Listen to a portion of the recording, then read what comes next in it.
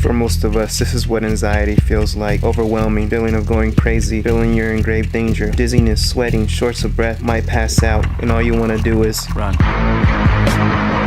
In all seriousness, guys, just having some fun with the intro. My thoughts and prayers are with anybody that deals with anxiety. Let's get going with the video. Welcome back to If Andy Can't Help You. It's another Monday. Happy New Year's to a lot of you guys that are watching right now. I hope you guys had a safe one and you guys are getting your year started off in the right way using the Post-its. Today, I'm gonna come from a place where it's like solely about my own trials, my experiences, and I wanna be completely sensitive to anybody that's gone through anxiety, that is going through anxiety, and I'm gonna talk about a couple things that I did, that I'm doing still to help me deal with anxiety. Not many people know that I have anxiety. This is something new to me that I've barely have been able to.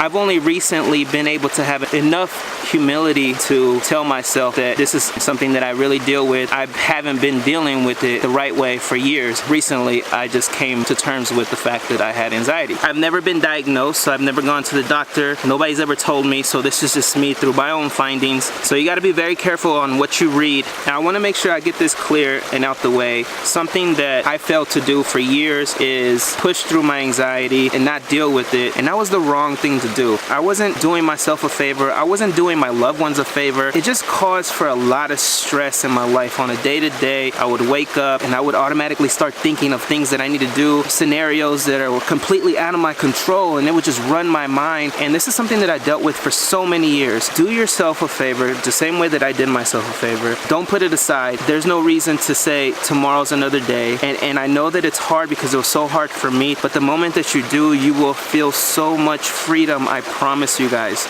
Something else that I did, there was a few people in my circle that I really trusted. I set up dates with people that I can talk to, trust, that I would meet with, I would say maybe twice a month. I was able to release a lot of things that were inside of me, things that I was dealing with. Just having somebody there to listen to me, it does something to your heart. It just kind of gives you hope again. And what we would do right after our meetings is pray. Sit there, pray for everything and everybody and everything. And that leads me to my next segment right now. Pray. I've never believed so much in prayer as I have with my anxiety in the moments that I've had panic attacks. And in moments where I knew that I was about to have one, I would sit there and pray. Sometimes I would sit in silence, and sometimes I would make sure I would sit down next to somebody. And in prayers throughout the months, I started to feel God hugging me, consoling me, being there with me. And that just kind of changed the entire game for me. So prayer is without a doubt something that has helped me. I recommend that to everyone. And some of the cool things, some of like the fun activities or things that you guys can do that might be able to help you out, that's helped me out. I'm not the fittest guy in the world, but